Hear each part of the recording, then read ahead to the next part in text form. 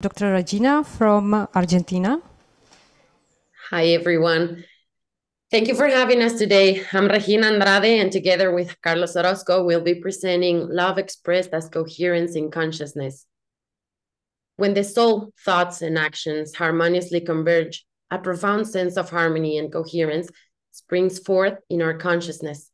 This state of alignment resembles the way cycles harmonize, waves synchronize, and shapes take form. In this presentation, we delve into the intriguing concept of love expressed as coherence in consciousness. Well, at its core, the word coherence finds its roots in the Latin word cohere, which signifies the act of sticking together.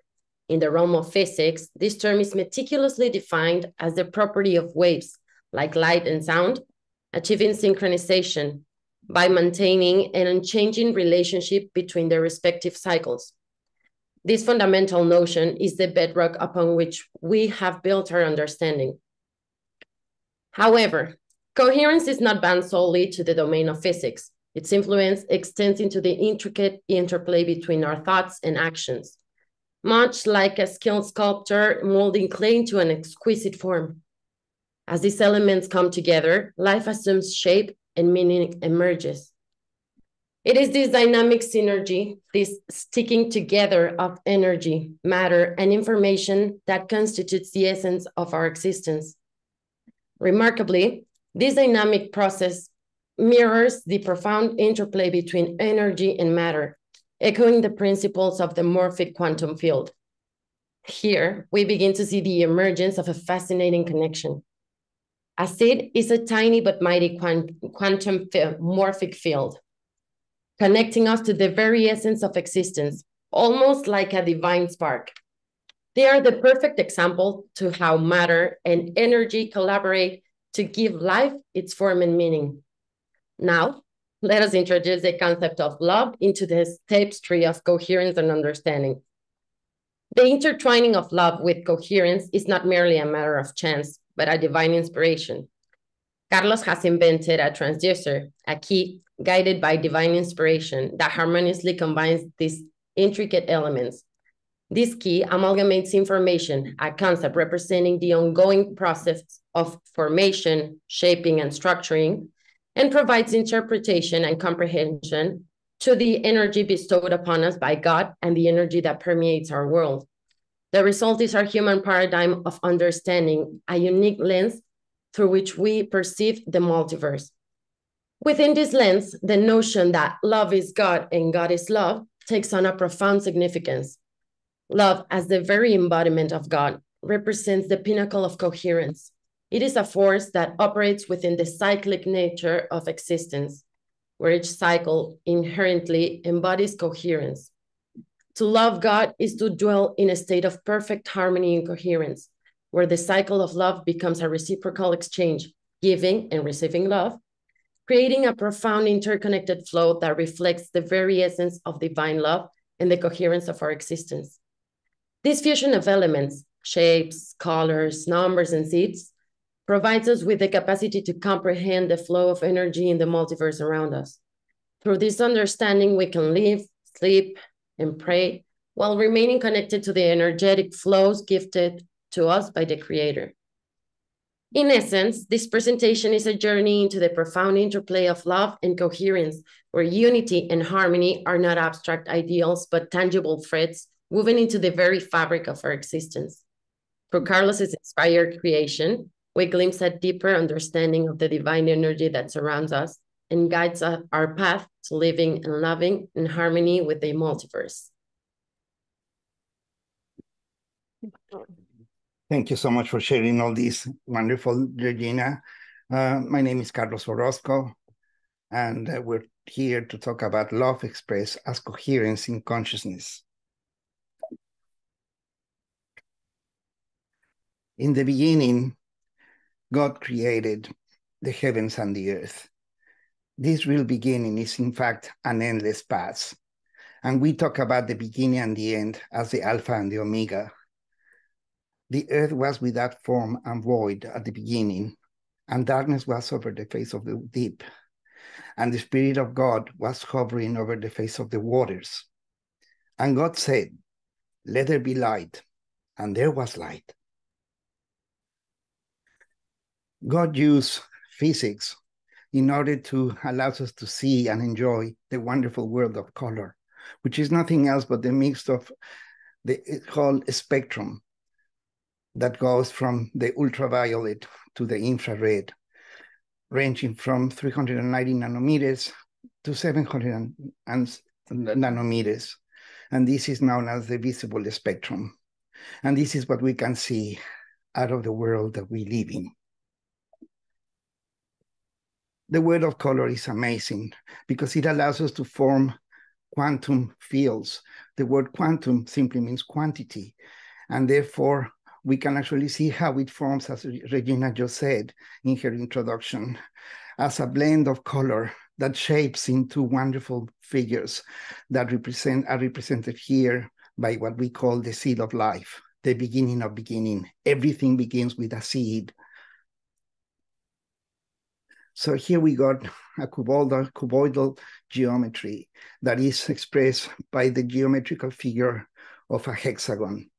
But if you look carefully, this hexagon is not really a hexagon, it is a cube.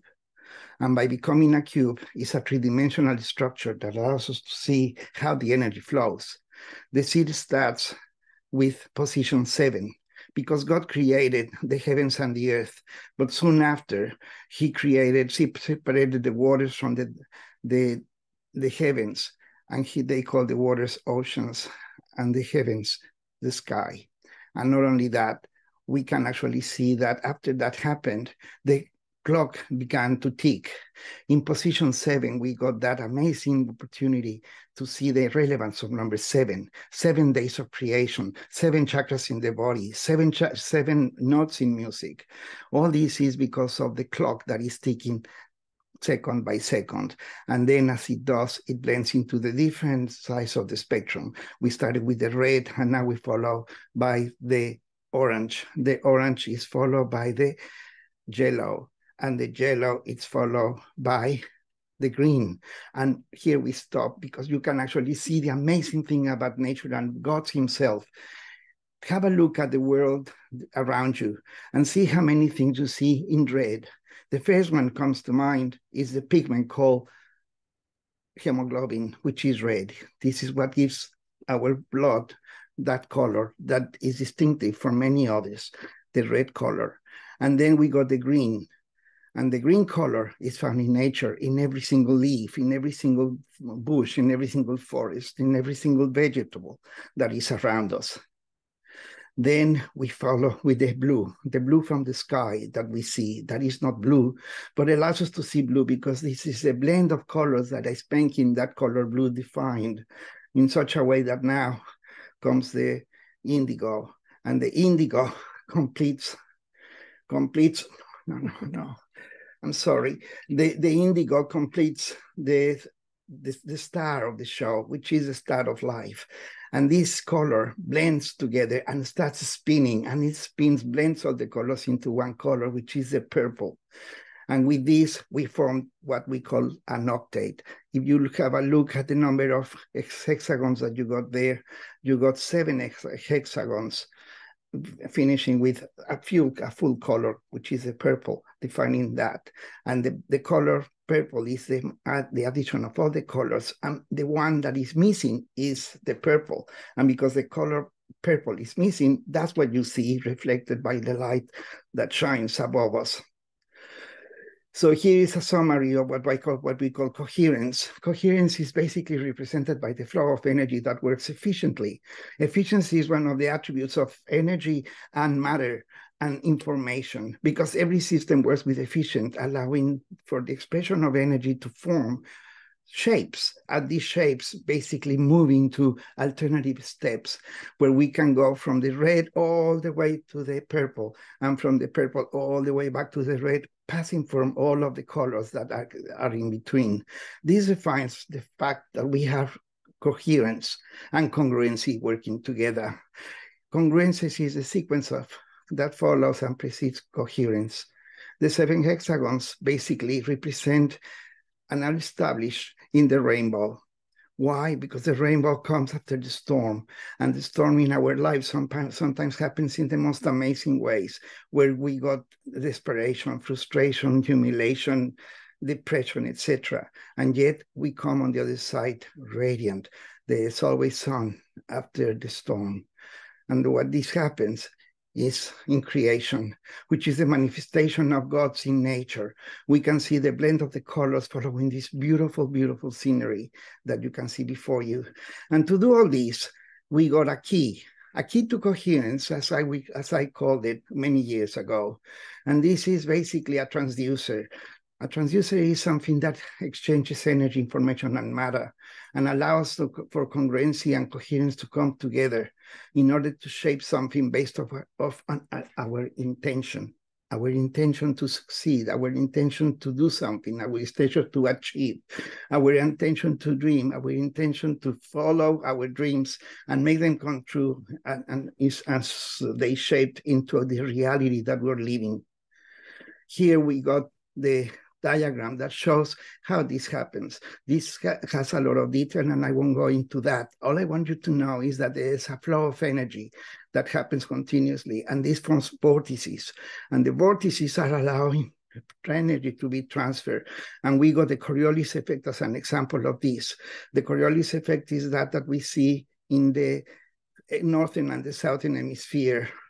And this is what allows the opposites to attract, because at the moment we are in Australia, and here we got a wonderful summer about to start because we just finished winter. In the Northern Hemisphere, it's exactly the opposite. I have lived in Europe before, and of course I know what it's like to be at -20, -30 degrees when I was in Sweden with my sister and her family. And also, I also been in Saudi Arabia, so I know what these colors and the heat that the prince brings out, the essence of love and life in our life, becomes a vortex. And this vortex or vortices allow for the expression of God's eternal, omnipotent, and omnipresent, and omniscient wisdom that basically reigns in a place called Earth, where we live. So God is love. That's a definition found in the Bible in this particular verse. And then we know that God is light. And by doing that, we can see beyond our dreams. We can see beyond the light. Through what? Through God's love. And this is something that we can see thanks to the effect of melanin in the atmosphere and the world that we live in. Melanin is a pigment that allows the skin to have a particular color.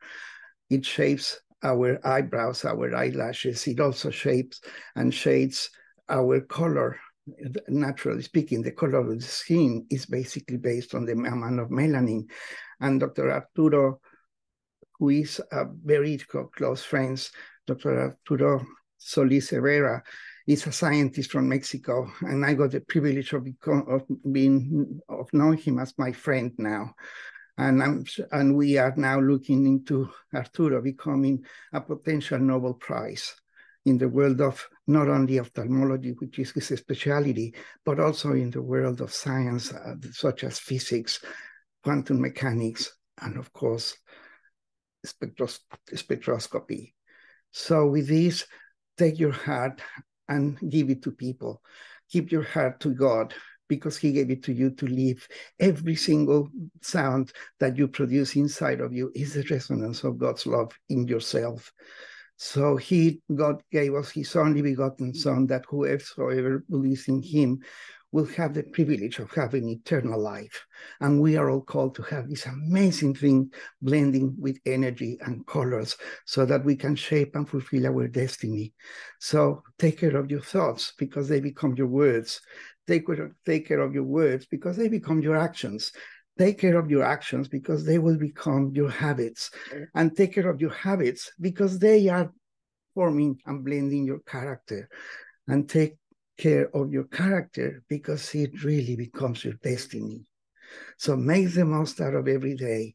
Allow energy to flow from the heart, and then share it with the world around you. Because from the richness of the mouth the heart speaks. Or from the heart, from the regions of the heart, the mouth speaks, is reciprocal. So thank you very much for sharing this with us. And this is a pleasure to be with all of you. I just wish you, with Regina and the rest of our team, a beautiful, beautiful, amazing afternoon. Keep on enjoying this amazing conference. If there are some questions in the audience? No, looks like not. So thank you again, Dr. Andrade and Dr. Orozco. Thank you very much.